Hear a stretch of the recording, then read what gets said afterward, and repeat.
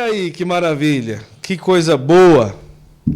Começa agora mais um podcast Santo Flow Masterclass. Exato. Que chique. É a sua sala de aula ao vivo para todo mundo assistir quando quiser e aprender sobre um conteúdo que vai edificar a nossa fé. Tá bom? Conosco, nesses episódios, o professor Rafael Brito. Muito bom. Por que eu estou hoje com esse chapéu aqui, que nem cabe na minha cabeça? Vou até tirar só para começar. Olha, gente, não foi eu que falei, hein? Não está cabendo, não está assentando, como diz o nordestino. Uhum. Não está assentando, não, esse chapéu. Mas é porque hoje a gente vai falar Deixa ele aqui. de uma profecia, ou uma inspiração muito interessante do professor Rafael Brito, que tem uma consonância com aquilo que o Beato Conselheiro, né, o Antônio Conselheiro, falava, que era aquela questão do sertão vai virar mar. Mas mar de quê? Não é? E segundo o professor Rafael Brito, do sertão, do Nordeste, se dará o avivamento para todo o Brasil. E é sobre isso que a gente vai conversar. Ele prova por A mais B. Brincadeira. Responsabilidade. Não, mas assim, é uma inspiração muito interessante que a gente vai conversar sobre isso. Mas como começou essa inspiração? De onde veio? Uhum. Como foi? Essa inspiração ela já nasce desde 2007 com uma leve percepção a respeito do Nordeste em si mesmo. Minha avó era baiana, meu avô também. Minha família é de Caetité, da Bahia. Então todos os meus antepassados... Longe de Salvador, não? Caetité, eu nunca tive a oportunidade de ir. Certo. Gente que é de Caetité, me levem aí, que eu quero conhecer minhas raízes. Mas fica ali na... Eu não sei falar, talvez eu vou falar errado, então mas lá, então é Bahia. É melhor. Bahia. Mas Bahia enfim, é gigante, né? Exatamente. E depois também, assim, a minha bisavó, Índia também, Pernambuco, tudo mais. Então, tenho raízes aqui, só nasci lá embaixo, né? Sou fruto de uma vida, que é uma vida sofrida do nordestino na época. Só uma pergunta, Índia de Pernambuco aonde? Oi? Sabe de onde ela era Índia de Pernambuco? A minha mãe só fala mesmo que é do Pernambuco, porque depois ela foi pra Bahia, da Bahia depois foi morar em... Índia? Índia. Isso aí minha avó era do ano, mais ou menos, minha bisavó, né, morreu aí no ano 70, ela nasceu em 1900 e pouco. Interessante isso, né? Porque índio em Pernambuco, que eu conheço, assim, é só o pessoal mesmo, assim, de lá, da área de Pesqueira, Simbres. Uhum. Ali é uma aldeia indígena que até hoje, né? Ainda hoje é. Onde Nossa Senhora apareceu é uma aldeia que indígena. Coisa, eita, eu tenho que procurar isso aí, olha lá. Onde Nossa Senhora apareceu é uma aldeia indígena. É, do Pernambuco. Até hoje. Uhum. Até hoje. Lá, quem comanda são os índios, até coisa hoje. Linda. Então, deve ser da família, meus parentes. Que... vamos procurar isso, mas assim, procurar. Independente de que não seja... Sim, Pernambuco, não, é Pernambuco. Ali, daquela Pernambuco. Área ali de indígena, mas deve ter outros lugares. Minha avó, ela tinha um nome indígena dela, que para nós não foi passado o nome, mas o meu bisavô, né, laçou ela, fugiu com ela, aquelas loucuras que tinha antigamente, roubou minha avó da tribo, minha avó, enfim, minha bisavó então... Ela depois teve o meu avô, o José, já na Bahia, e depois nasceu a nossa família, né? Minha família é Ferreira de Brito. Então, eu cresci na minha infância escutando história de Lampião, comendo biju, tapioca. Tapioca na época eu não chamava tapioca. Na minha época, a vovó pegava a farinha... que é a farinha do amido, né? E fazia aquilo que ela chamava de biju. É assim que fala? É, uma tapioca mais grossa. Ok. E a gente comia aquilo... Beijo. Biju. Lá pra nós era biju. O que importa é que é bom demais. É bom demais. E, por exemplo, meu café da manhã, todos os dias, era mandioca, né? Minha tia Ana. Então, assim, eu cresci se você for pedir para mim poder cozinhar para ti, eu só vou fazer comida bem temperada. Se a comida não tiver tempero para mim, não desce, né? Então, tem-se uma raiz em casa. Então, quando eu comecei a estudar um pouco, a me tornar um pouquinho mais, assim, pelas letras e também pelos livros, eu comecei a querer estudar um pouco sobre a história do Brasil. Gosto muito de história. Só que, assim, fui vendo sobre a história do Brasil, vendo que, de fato, o Nordeste é o Nordeste e o Norte do Brasil, não é só o Nordeste. Mas, sobretudo, começa no Nordeste, o Norte desce, né? Tem essa realidade de um povo que foi educado desde pequeno, sobretudo no seu nascimento, de que apesar dos pesares, vivendo no sertão, vivendo no deserto, tem que buscar-se então a terra prometida. Então era uma percepção que tinha no meu coração. Quando eu viajo para a missão, na época já da missionária da Aliança Misericórdia, sou enviado para a Europa, eu queria vir morar aqui no Crato. Na época estava abrindo a missão da Aliança Misericórdia aqui. Então, assim, o meu coração sempre esteve no Nordeste, mesmo morando na Europa. Só que aí você tem aquelas percepções, e depois você vai tendo aos poucos aquilo que Padre Pio dizia, né, da coxa de retalhos. A criança pequena que vê somente os emaranhados da linha, mas quando cresce consegue ver o desenho. E hoje eu consigo perceber, de fato, se você perceber, por exemplo, nesse tempo de pandemia, o que nós vivemos, seja da parte de perdas, mas sobretudo nesse tempo que nós vamos demorar uns 10 anos aí para poder, de alguma forma, curar essa geração, as pessoas que hoje fazem um trabalho nas redes sociais, onde as pessoas estão aqui no Nordeste. Então, vamos lá. Quando você olha a história do nordestino, a história de Israel. Você sabe muito bem que quando no Brasil, no início do descobrimento do Brasil, né, já nos primeiros que chegaram no Brasil, seja nas caravelas e seja também até mesmo entre aqueles que vieram para poder colonizar, a maioria eram judeus. Então, não sei se você sabe, você que, talvez o pessoal do Nordeste aqui saiba, mas você aí de São Paulo e do resto do Brasil, a primeira sinagoga da América Latina está em Recife, né? E esse chapeuzinho aqui, como que chama isso aqui no Nordeste? Pode chamar chapéu de couro, pode chamar de... Vou colocar também. Aí, ó, assenta mais na sua cabeça do que na minha. Então eu vou ficar com isso aqui também, né? mas é um chapéu de couro mesmo. Exatamente. Mas esse chapéu aqui, você tem o maior, que é aquele que o Lampião usava, e você tem esse pequenininho aqui. Então, historicamente, esse formato aqui é uma adaptação do kippá. Sim. Isso já foi provado pelos historiadores. Por quê? Os judeus que chegaram aqui, eles que começam então a trabalhar esse modo, por exemplo, a questão, por exemplo, da carne de sol. A carne de sol é uma cultura judaica, né? É uma maneira que você tem de poder preparar a carne para poder comer ela no dia de Shabat. Então, o Nordeste em si mesmo, já foi provado que a maioria dos nordestinos tem sangue judeu. Então já começa aqui essa realidade também de uma promessa. O Brasil nasceu no Nordeste, né? Quando a primeira missa foi celebrada na Bahia. Então tudo nasce daqui. Então a nossa fé, a cruz fincada sobre a terra brasileira, sobre a Vera Cruz, e a qual os descobridores, os portugueses viram pela primeira vez, é o Nordeste. Que depois espalhou para o Brasil inteiro, seja também o cristianismo, seja também toda essa graça. Bom, eu comecei, em 2018 eu vim aqui na nossa casa de missão que nós temos aqui na Aliança Misericórdia aqui em Barbalha, e junto com os meus irmãos, com o Padre João Fernando, com o Kaique e a Aline, o pessoal do Acorde, nós pregamos um retiro do Congresso Jovem, e foi aqui que ficou claro para mim sobre essa realidade de que tem algo preparado para o Brasil que vai nascer aqui no Nordeste que Deus plantou. Então, vamos ver, por exemplo, se você pega toda a história do nordestino em si, dentro do nordestino, já na cultura, tem aquele desejo de poder ir para uma terra prometida. Sim. O nordestino é alguém que é inquieto.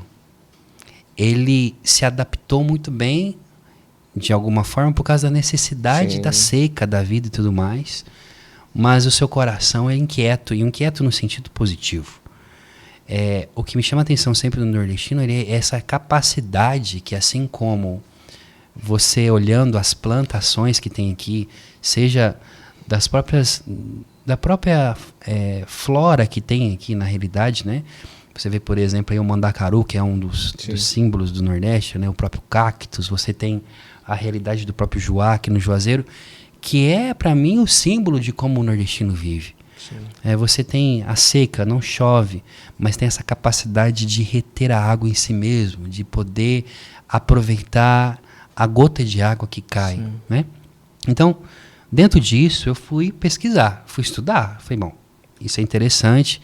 Não sabia sobre esse mover que tem também aí, sobre que depois fui descobrir depois, por exemplo, tem a profecia do avivamento, que eu acho muito lindo, tem um pessoal que fala sobre esse avivamento do Brasil, mas eu intuí que sim, avivamento, que todo mundo está falando, a palavra avivamento significa despertar, né? E o avivamento, ele tem que tomar muito cuidado, porque muitas vezes a gente entende essa realidade de avivamento como algo, primeiro, como se fosse, é uma questão aí, como se Deus fosse renovar, dar algo novo para a realidade da igreja. Não, a igreja ela é avivada desde Pentecoste, ela é pentecostal, nós podemos dizer assim. Não é novidade para nós, que é o Espírito Santo que é a alma da igreja. Isso é teologia. O Espírito Santo, ele renova a igreja, ele renova a face da terra. A igreja, a seu tempo, ela foi avivada, renovada.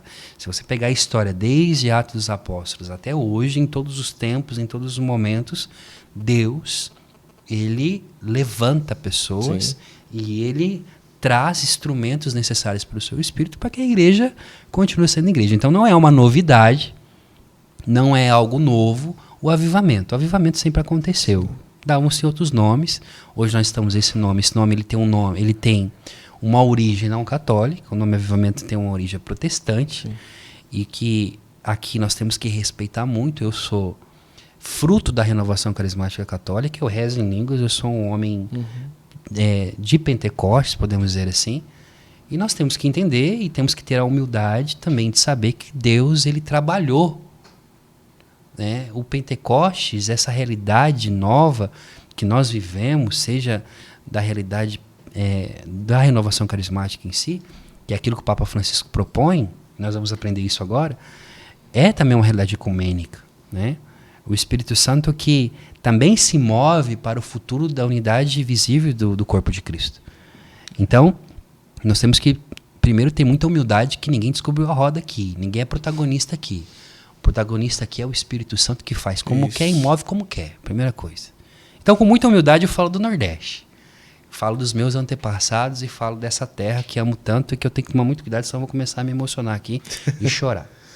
Agora, o Nordeste, o nordestino em si, hoje é um pouco menos, mas teve todo um histórico de buscar em São Paulo um novo tempo, uma nova realidade, uma busca de realidade financeira, um êxodo, como você fala, né, e tudo, né? Hoje é menos. Hoje o Nordeste já tem uma realidade econômica diferente em alguns lugares, também não são em todos os lugares e tudo. E parece um caminhar ao contrário, né? Das pessoas de lá de baixo buscar aqui em cima alguma coisa. Exatamente. Né? Alguma, não só financeira, até mais, sei lá, um refúgio, passar um tempo mais feliz, mais em paz, mais tranquilo e tudo, né? Sim. Mas como entrou a questão do Beato Antônio Conselheiro, que não é beato pela igreja, é beato pelo povo. Espero que seja um dia, porque é um santo esse homem. Mas como ele era um profeta... Para mim, sim. Certo. Aí como foi? Você conheceu, estudou um pouco sobre ele? Estudei um o que é pouco. que você sabe sobre o Antônio Conselheiro? Não, a primeira coisa, assim, que você olha, por exemplo, né, essa realidade. Eu vou ler o texto que eu escrevi para você entender sobre essa realidade do Sertão Vai Virar Mar. Tá. Eu tô com ele aqui também. Ótimo. Foi na conferência anual da Comunidade Católica Colo de Deus, a qual tem um carinho muito especial, e foi num momento de oração junto com os nordestinos que tinham ido para esse evento. Eram em torno de uns 300 jovens, né? A gente se reuniu para poder orar, começamos a rezar, o coração transbordou e ali nasceu esse texto. Eu quero ler para você que diz assim, ó. Ficou claro para mim uma coisa: o sertão será alagado e se tornará um mar de avivamento espiritual para todo o Brasil. Será o Nordeste a avivar o Brasil. Portanto, quero mais uma vez profetizar na tua vida, nordestino cabra da peste. Tenha orgulho de tuas raízes, da tua história. Olhe para trás e lembre-se dos retirantes que, conduzidos pelos beatos, fugiram da opressão do faraó, que era chamado de coroné. Que no caminho viram-se multiplicar a rapadura e a farinha, e na reza da rezadeira testemunharam milagres e prodígios, como Israel. Olhe para as tuas mãos, elas são a continuação daquelas mãos calejadas que construíram nosso país. E ao mesmo tempo são reflexos das mãos de Nosso Senhor, que na cruz cumpriu o maior de todos os trabalhos. Olhe para a terra rachada pelo sol, sedenta por uma gota de chuva, e quando a chuva cair, a mesma terra refletirá o verde do paraíso perdido. Eu creio, o avivamento descerá do Nordeste e do Norte do país e chegará até os confins do mundo. Assim como a asa branca que bateu asas e voou, e o Espírito de Deus se levantará em um bater de asas, e do meio da seca batizará esse país com o fogo que consome os corações. Aprenderemos a exemplo da árvore do Joá, que é capaz de suportar a provação da seca, porque consegue reter a água em si mesmo, em suas raízes, e essa se torna sombra, descanso e remédio em suas folhas verdes. E creia, todo nordestino que nasceu do Espírito de Deus é chamado a florescer no deserto e na caatinga. Aí eu coloco, né? Nordeste, minha terra prometida. Então, o sertão vai virar mar parafraseando aí Antônio Conselheiro. Antônio Conselheiro, na verdade, a ideia, esse mover, essa inspiração de que é aqui que vai ter esse avivamento é muito óbvio para mim. Se você olhar, por exemplo, os primeiros santos brasileiros estão aqui. Os mártires, né, lá do Rio Grande do Norte, que morreram declarando, e por causa dos holandeses ali, em Cunhaium, né, que Sim. disseram, eu viva Jesus no Santíssimo Sacramento, né, e morreram dando sua vida. Você tem os santos aí. Santa Dulce dos pobres, né? Benigna. E depois os santos ainda que não foram beatificados, que são imensos, são tantos. Frei Damião está na porta. Frei Damião está na porta. Você tem o Ibiapina, né, que também está em processo, também já é servo de Deus, se eu não me engano, Padre Ibiapina. Não, acho que não. Oi? Acho que não. Ainda não? Acho que ainda não, mas está em processo. Sim. Enfim, então, você tem todos esses. Então, se você pegar historicamente o Brasil, vamos dizer assim, o catolicismo, o cristianismo, ele começa no Nordeste para se espalhar no Brasil. Isso já é histórico. Isso. A primeira diocese do Brasil é a Arquidiocese do Primaz de Salvador. Exatamente. Então, você tem aí já a primeira missa celebrada, a primeira vez que se invocou o nome de Deus nessa terra, foi no Nordeste. Então, essa terra já por si mesma, ela já é consagrada. O Brasil foi entregue ao Senhor nessas terras. Então, isso aqui já existe um mover espiritual muito bonito. Depois, você tem aí aquilo que eu chamo de um caminho histórico do cajado espiritual que está no Nordeste para o país inteiro. Então, se você pegar, por exemplo, toda a história da evangelização do Brasil, que nasce aqui, você tem histórias, por exemplo, dos jesuítas de Anchieta, que sobe para o Nordeste e desce, né? Manuel da Nóbrega, né? Que foi um grande... que escreveu um grande pregador do reino, né? Você tem Manuel da Nóbrega, você tem Anchieta, você tem os jesuítas, você tem os franciscanos, você tem esses homens que, com todo o caminho aí, seja da descoberta do Brasil, também de abrir caminhos novos, né? E ao mesmo tempo, de um lado você tem isso, de outro lado você tem os judeus, que estão fugindo da Península Ibérica, que estão sendo perseguidos e que vêm para o Brasil como chamados cristãos novos e que vão viver a sua vida, a sua religião escondidos, né? Você sabe muito bem que encontraram no sertão, de praticamente toda a região do Nordeste, nas casas de pau a pique escondidas na soleira, por exemplo, filicatérios de orações judaicas, né? Então, por exemplo, a cultura que tem-se também é uma cultura judaica. O fato, por exemplo, de fazer faxina na casa de sexta-feira, né? Pelo menos em casa era assim, sexta-feira era faxina. Nossa, revirava a casa de ponta cabeça. Às vezes a casa estava um brinco, mas tinha que fazer faxina. Isso é uma tradição judaica também, de purificação e tudo mais.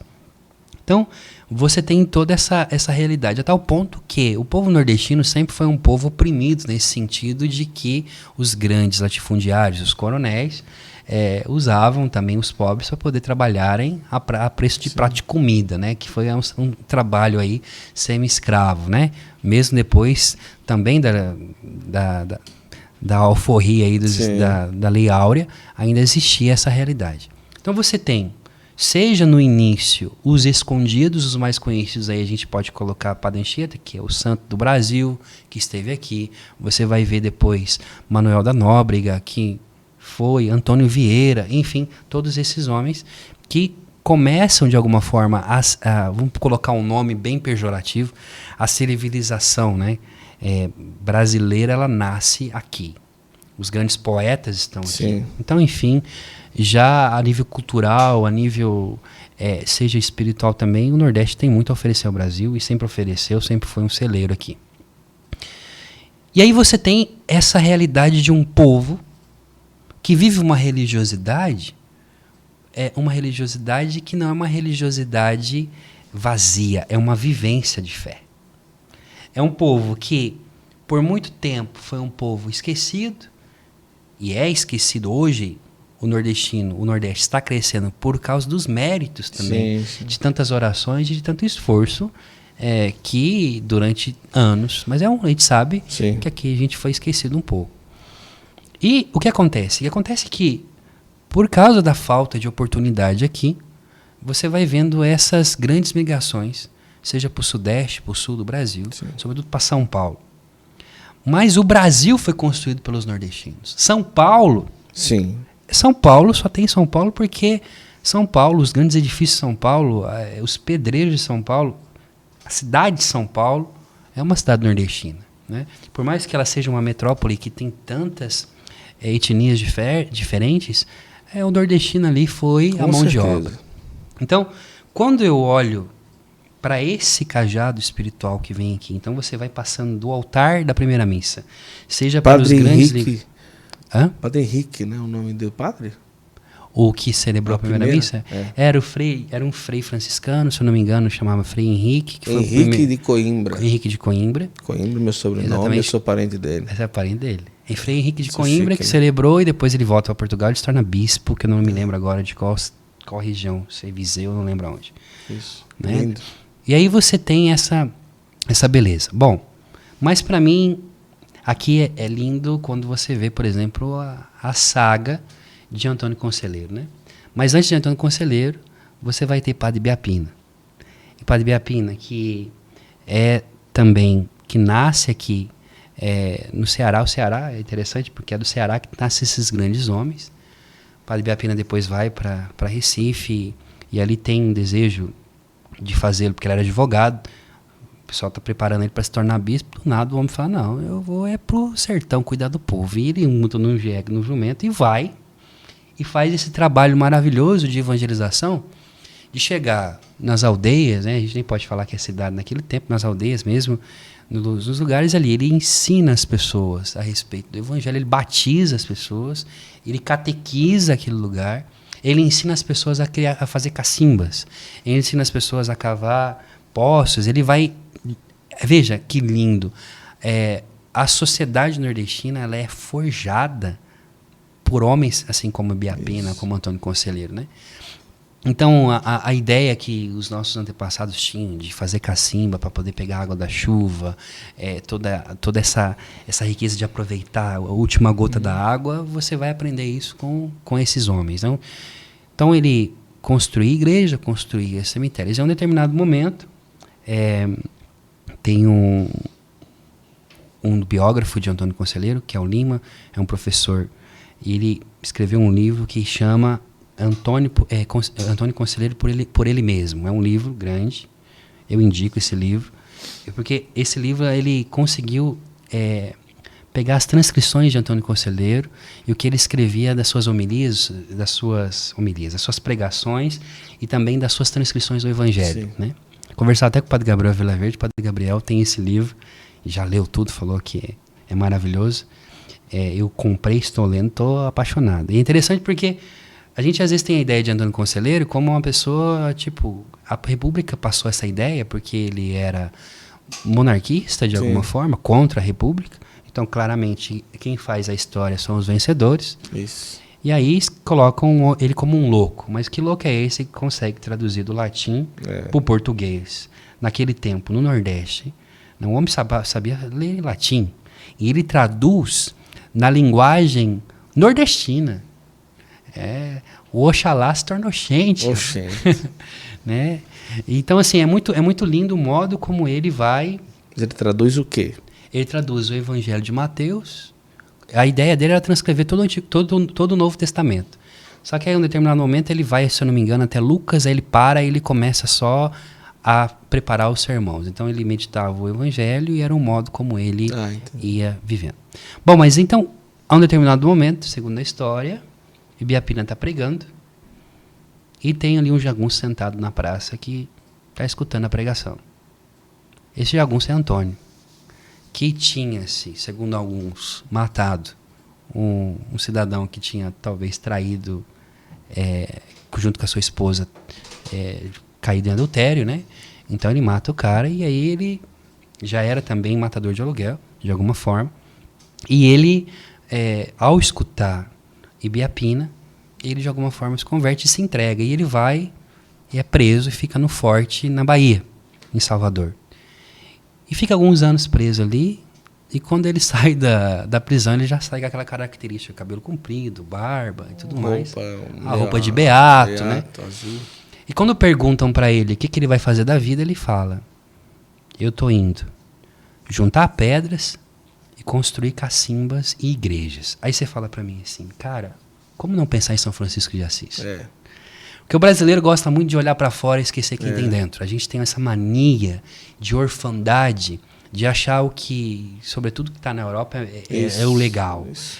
E nós temos tanta riqueza no Brasil, aquilo que Ariano Suassuna, que, né, descia além brasileiro que pagava pau, por exemplo, para os gringos, e ele dizia, né, olha, não troco o meu oxente pelo teu ok. Né? Então, eu acredito que nós temos uma riqueza imensurável aqui no Brasil e do Nordeste é isso. Bom, o Antônio Conselheiro começa a fazer todas as suas andanças, ele vai também fazer o mesmo trabalho imitando o Padre Ibiapina, passando também, ensinando o povo, e aí vai criar os seguidores deles, que nós sabemos lá, né?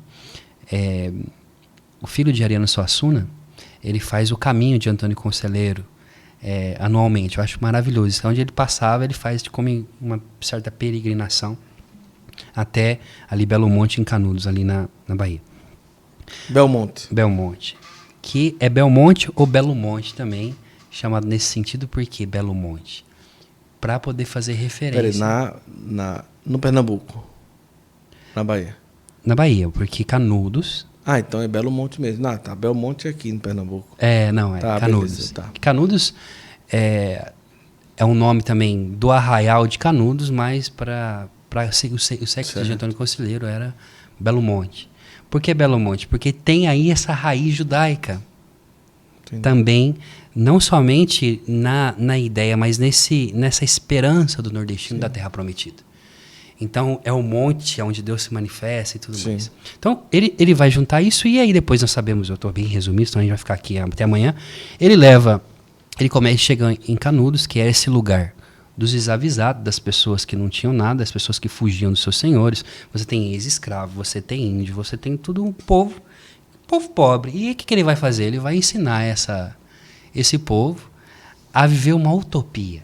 Veja, não se tem muita, como fala, uma documentação certa a respeito do que fez Antônio Conselheiro sonhar com uma sociedade perfeita. Mas provavelmente, seja do modo como ele fez, não necessariamente leu o livro de Thomas More, Utopia. Entendi. Mas a influência do livro de Thomas More, Utopia, já era conhecido aqui no Brasil, a tal ponto, por exemplo, que você tem essa ideia. Thomas More escreveu Utopia, que era a ideia da sociedade perfeita, onde todos partilhavam tudo mais. E depois tem alguns desavisados aí que falam que era o primeiro livro comunista, que tem nada a ver, que na verdade é um livro que desce a lenha no comunismo, se fosse um anacronismo terrível, mas se fosse para fazer um anacronismo, não tem nada a ver. E você tem então essa sociedade utópica, essa sociedade onde tem-se histórias, por exemplo, aí começa causos que o povo conta, do povo dizendo, vamos para Canudos, vamos para Belo Monte, vamos seguir Antônio Conselheiro, porque lá tem-se um povo que tem fome. Lá tem um rio de leite com barrancos de cuscuz, né? Era uma das coisas que diziam assim. Então eles vão até Antônio e ali começa Canudos. Canudos foi o primeiro massacre na América Latina, um dos maiores massacres, a maior vergonha da história do Brasil, onde homens que só queriam viver da terra, que rezavam, que viviam, sofreram tudo que sofreram revés. Então você deixa essa ideia, você tem essa ideia plantada no coração do nordestino de que o deserto da Caatinga ele é passagem, não é para você morar, vai ter um tempo de uma terra prometida, que mana leite e mel, enfim, então tendo essa ideia.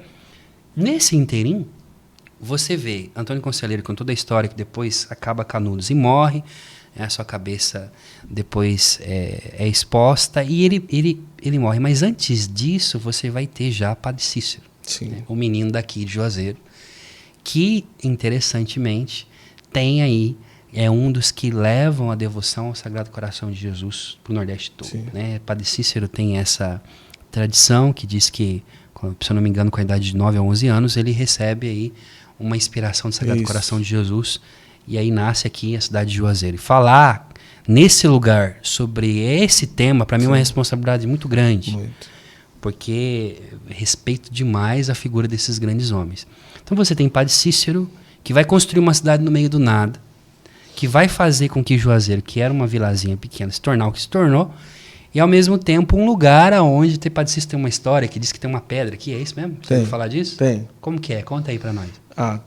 Mas é a pedra da batateira que chama, não? É uma pedra que quando vai inundar... a pedra da batateira, que quando romper o cordão que tem lá, aí ela vai descer e a água vai tomar conta do crato. Não sei se é do Cariri, o pessoal, porque a pedra da batateira fica no crato. Lá. Essa ideia de que a seca vai acabar. Padre Cícero tem os preceitos de Padre Cícero. O sonho de Padre Cícero era transformar o Nordeste inteiro, né? Transformar o Nordeste. Ele era um homem muito... Você conhece com certeza melhor do que eu, porque viveu aqui e vive aqui. Mas Padre Cícero era um erudito, ele não era um simples. Padre Cícero falava 9 línguas, era um homem que tinha um conhecimento de fauna, de flora, de biologia, de botânica...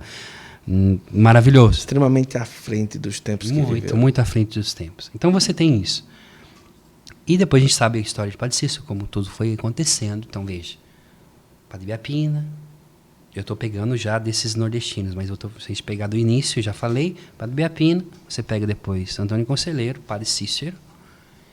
As pessoas tinham medo que a igreja local, na época, perseguindo o Padre Cícero, tinha medo de que Padre Cícero se juntasse com o Antônio Conselheiro, porque o que estava acontecendo em Juazeiro era um pouco parecido, né? Então, você depois, ao fim da vida de Padre Cícero, você vai ter um menino. Mas eles se encontraram? Sim. Sim? Que eu saiba, não. Tá. Mas, pelos documentos que li, não. Mas, provavelmente, se tiver alguém que já é mais... Já saiba, né? Mas coloca aqui nos comentários para nós, para se enriquecer. Mas vamos lá. Bom, você tem então aqui, no fim da vida de Padre Cícero, um menino que se aproxima dele. Sim. E aí agora você vai entender por que o avivamento está no Nordeste. Sim. Esse menino chega para o Padre Cícero e fala que queria ser padre, mas não tem dinheiro para pagar o seminário. O Padre Cícero na época já é padrinho, ele não pode exercer o sacerdócio, ele fala para o menino, tá bom, eu vou pagar o seu seminário. Como que é o nome do menino? Eita. Quem? Helder. Que Dom vai se tornar Câmara. Dom Helder Câmara. Rapaz. Quem pagou o seminário para Dom Helder foi Padre Cícero. Aí você tem Dom Helder, que infelizmente é usado como bandeira por uma teologia, a teologia aí que não é muito, não vou usar, nós sabemos que não é uma teologia que tem o seu lado interessante, mas que também tem os seus desvios, né? Dom Helder se tornou uma bandeira da teologia da libertação, e Dom Helder é muito mais que isso. Dom Helder, ele é além do seu tempo também, é fora da casa. Dom Helder não é o bispo que somente cuidava de pobres, que foi... Não, Dom Helder, ele era um homem da igreja. O primeiro documento que falava sobre carismática e oração em língua se escreveu foi Dom Helder. Exatamente. Porque aí você vai ter Dom Helder, que vai ser ordenado bispo auxiliar do Rio de Janeiro. Ele é o fundador da CNBB, praticamente. Isso. E é o primeiro idealizador de uma conferência episcopal. Dom Helder, ele se torna líder mundial para os bispos de que não existia conferência episcopal. Isso. Nasceu com Dom Helder, né? Então você já vê essa renovação. Ele foi um padre conciliar, e esse padre conciliar, ele foi secretário do cardeal Suenes. E quem foi cardeal Suenes? Cardeal Suenes, gente, foi o cardeal em Roma, que acolheu a renovação carismática católica em um tempo que tinha assim, uma polêmica muito grande, em um tempo que não existia uma abertura para essa realidade. Então ele vai construir, esse cardeal, ele vai escrever aquilo que são chamados documentos de Malines. E qual que era a ideia interessante desses documentos? O cardeal Suenes, ele escreve claramente, ele diz o seguinte: o futuro da renovação carismática não é um movimento. A renovação carismática não tem que ser um movimento. Sim. Ela é uma corrente de graça para a igreja toda. Então é um mover de já Deus. Ali já se tinha isso. Já tinha intuído, porque ele percebe que a galera quer aprisionar o Espírito Santo. Sim. Então, toda a igreja é um dom para a igreja toda. Só que o futuro dessa corrente de graça está no fato de você pregar, viver os carismas profundamente, mas também cuidando dos pobres. Então, a caridade e os carismas precisam estar juntos. Isso era muito caro para Suenes. Aí você vê esse documento que explica tudo a respeito disso, no final das contas, chancelando ali, quem assina? Cardeal Suenes, primaz de Bruxelas, na Bélgica, secretário, Dom Helder Câmara. E aí, cara, você só tem a renovação carismática hoje, esse mover carismático na igreja, e nós só podemos falar de avivamento, de novas comunidades no Brasil, que é a primavera da igreja, o caramba, porque um nordestino, bispo, pequenino, afilhado de Padre Cícero, foi até o Vaticano, né, foi um padre conciliar no Vaticano, e secretário de Suenes ajudou a redigir um documento que hoje para o Papa Francisco, nasceu o Caris, é o documento, vamos dizer assim, fundamental do Caris, desse serviço de comunhão hoje que tem em si, seja da corrente de graças. Então, Dom Helder, ele não era um homem contra os carismas, pelo contrário, ele via isso como algo bom, né? Então, veja, nós temos na igreja hoje, para o mundo inteiro, a realidade dos carismas, da vivência com os carismas no Espírito Santo, no sentido carismáticos, porque um nordestino assinou e chancelou junto com o cardeal isso. Sim. E nós sabemos que quem redigiu o documento foi ele junto com o cardeal. Claro que o cardeal que vai assinar, porque ele é bispo na época, né? Então, Dom Helder. Então, você veja o cajado que vai passando. Vai passando o cajado. E, para mim, o último é Dom Henrique. Dom Henrique conseguiu, com uma linguagem, trazendo, nesse tempo que o Brasil vive, de uma polarização terrível, né, de pessoas que se consideram conservadoras, mas não são conservadores de verdade. Porque o conservadorismo, o conservador de verdade, segundo a linha de Edmund Burke, que foi quem inventou, que pensou nessa teoria, ela respeita as instituições, enfim, eu não vou entrar nesse tema político, nem precisa, mas existe uma polarização no Brasil em relação a tudo. Né? E você tem, então, Dom Henrique que consegue dialogar com as duas partes, você conviveu com ele, né? E ele partiu, vamos ver para onde vai esse cajado agora. Mas tudo, se você perceber, está aqui. Então, mais do que uma inspiração, é um dado histórico. Então, o Nordeste, quando eu falo o sertão vai virar mar, é porque Antônio Conselheiro dizia, o sertão vai virar mar e o mar vai virar sertão. E eu vejo isso como uma realidade espiritual e também econômica, de alguma forma também. Porque o nordestino sai daqui da seca para buscar um mar de oportunidades que tem lá embaixo, que tinha muito mesmo. Mas hoje o nordestino não iria para São Paulo, ou iria? Muito dificilmente. Muito difícil. Como antigamente, né? Vamos morar em São Paulo porque aqui... Não, hoje você tem uma realidade. E hoje você percebe que o Brasil está bebendo do Nordeste aquilo que é algo espiritual nessa pandemia. Então o avivamento vem daqui justamente porque nesse lugar, beatas, mulheres, homens retirantes, né? A rezadeira que rezava, Sim. que chorava, que pedia, né? Essas experiências que têm histórias realmente de quando os retirantes fugindo dos coronéis tinham essas experiências de aparições de Nossa Senhora no caminho. Sim. Pelo menos minha avó contava essas histórias. Você tem essas histórias da multiplicação da rapadura. Às vezes tinha uma rapadura para você comer com trocentos negros e sobrava rapadura. Né? Então, essas coisas que tem aqui no Nordeste, né, desses elementos de uma promessa.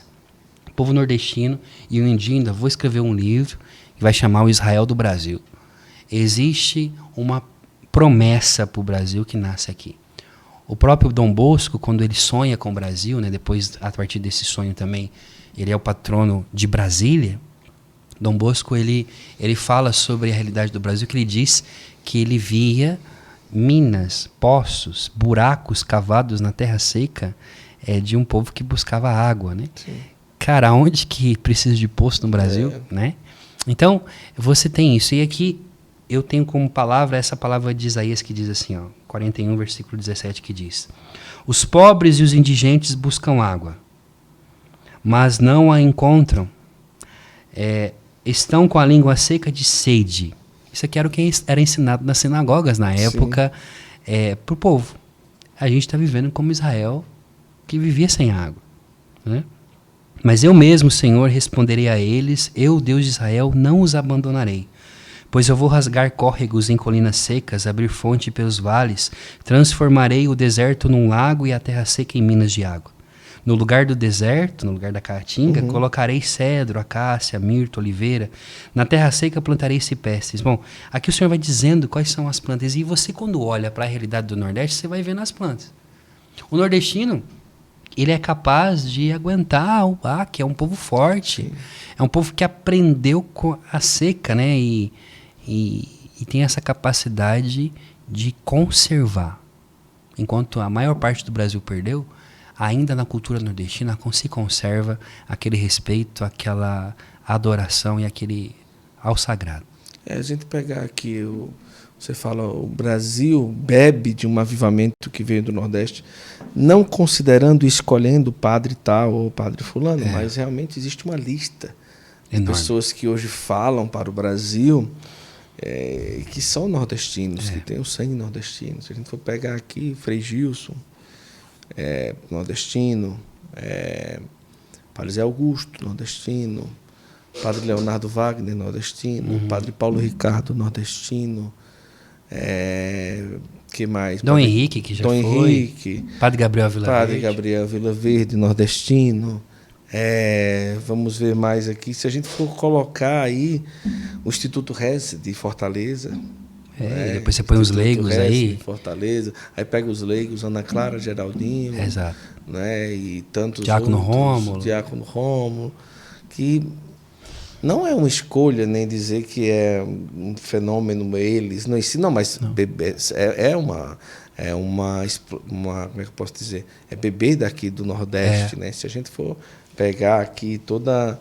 E tantos outros que estão aí fazendo todo um trabalho, e isso é realmente algo que chama muita atenção. Né? Não é colocar uma região do Brasil como predileta.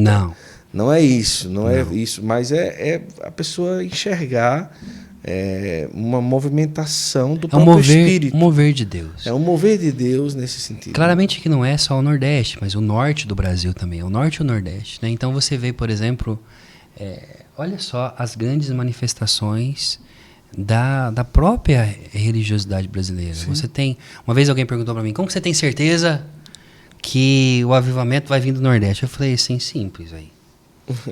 Natal tá no Nordeste e Belém tá no Norte. Ai, Jesus.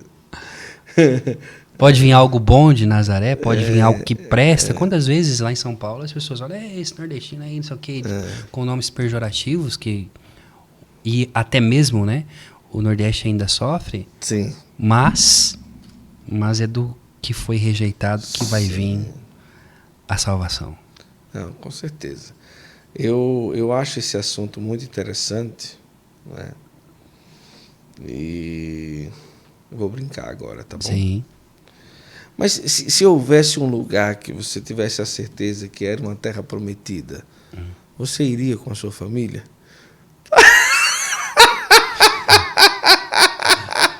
Eu já estou vendo naquela câmera a minha esposa se posicionada com uma R15 apontada para mim. Eu iria. Brincadeira. Sim, não iria. Meu coração tá aqui, e a minha família sabe. Juazeiro. Eita, que maravilha. Juazeiro, aqui. Juazeiro. Vamos aqui. rezar, vamos rezar. Bem vamos muito. rezar. Mas eu não podia deixar de fazer. Eu acho que o pessoal que está aí do outro lado, mas por que ele fala que o Nordeste é um lugar todo de promessas prometidas e não, né? Mas a minha vida, mas se eu Deus sabe puder, o que de faz. todas as minhas missões, eu gostaria de estar aqui. Por exemplo, Sim, eu tenho um projeto que vai nascer, que é um projeto em 2 etapas. Sim. É um evento, um encontro, um dia nós vamos organizar, chamado Sertão Vai Virar Mar de Avivamento, onde é um encontro de adoração, uma conferência de entrar no secreto, de viver essa espiritualidade do Espírito. E depois, no segundo momento, de uma missão no Agreste, no Nordeste mesmo, seja nas Caatingas, e cavar poços no Nordeste inteiro. Sim. E já alguns patrocinadores, o ano que vem isso vai acontecer. Vai, com a graça de Deus. Já deu 1 hora de conversa já. É isso aí. Não, eu sou muito adepto a toda essa questão. Eu acho muito interessante toda essa analogia, né? Uhum. Eu passei na Bahia quando eu fui da última vez com o Padre Gabriel, e tinha uma loja no posto de gasolina que vendia imagens de Antônio Conselheiro, né? E o padre olhou, mas estava fechada, não deu para comprar. Mas tinha de todos os tamanhos. Arruma uma para mim. Você não tem, né? Não tem. No caminho, quando vai para a Bahia, você para ali, esqueci o nome da cidade, mas de todos os tamanhos tinha imagem de Antônio Conselheiro. Aí eu lembrei bastante, né, disso daí. Mas realmente é visto como como é que eu posso dizer? Como um homem que... Um louco.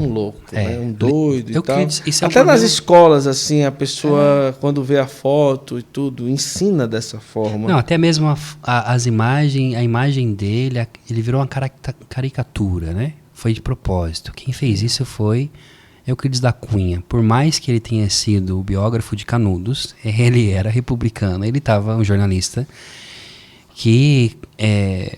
conta aí ao seu modo. Sim. Mas ele, a um determinado momento, se você for ver os Sertões de Euclides da Cunha, a um determinado momento ele fica assustado com o que aconteceu ali, a atrocidade que fizeram. Né? Sim. Então, só um homem movido pelo Espírito, diante de uma igreja corrupta de seu tempo, que deixou o povo a ilhéus, assim, Deus suscita um leigo, suscita um improvável, para poder cuidar de um povo que não tinha pastor.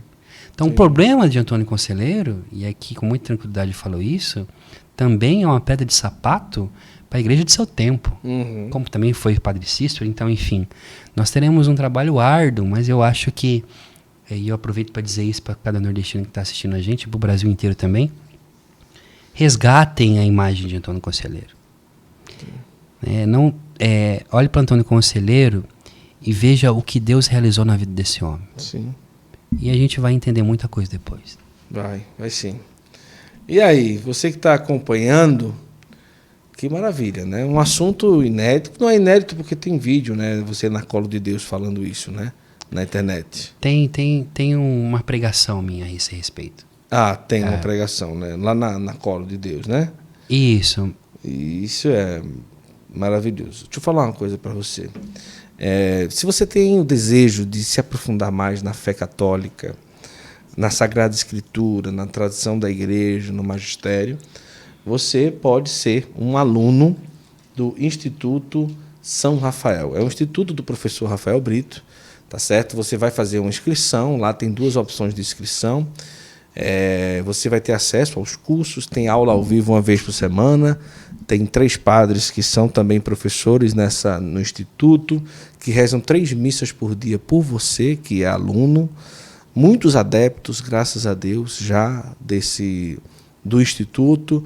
São mais de 200 horas de curso em vídeo, tudo muito bem organizado, uma plataforma linda, muito bem organizada mesmo. E você tem a oportunidade de ser um aluno. E tem todas as informações aí na tela, está aparecendo agora, tá bom? Tem todas as informações aí na tela. E nós estamos aqui, inclusive, no nosso Santo Flow Masterclass,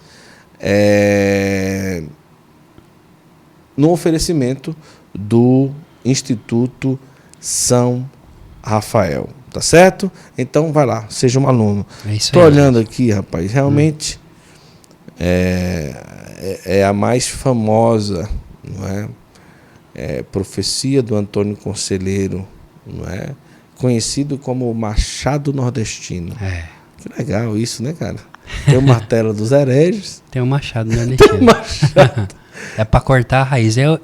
Em referência a João Batista, né? Isso que o Machado já está posto à árvore, enfim. Sim. Muito bom. Que maravilha, que maravilha. Vamos lá, pessoal. Obrigado por mais um Santo Flow. Deus abençoe, gente. Obrigado. Que maravilha, que maravilha. E Santo Flow Masterclass é a sua escola de porta aberta. Todas as vezes que você quiser estudar, aprender alguma coisa que vai valer a pena, você vem aqui para os episódios Masterclass do nosso Santo Flow. Obrigado, professor. Obrigado, querido. Deus abençoe, gente. Tchau, tchau.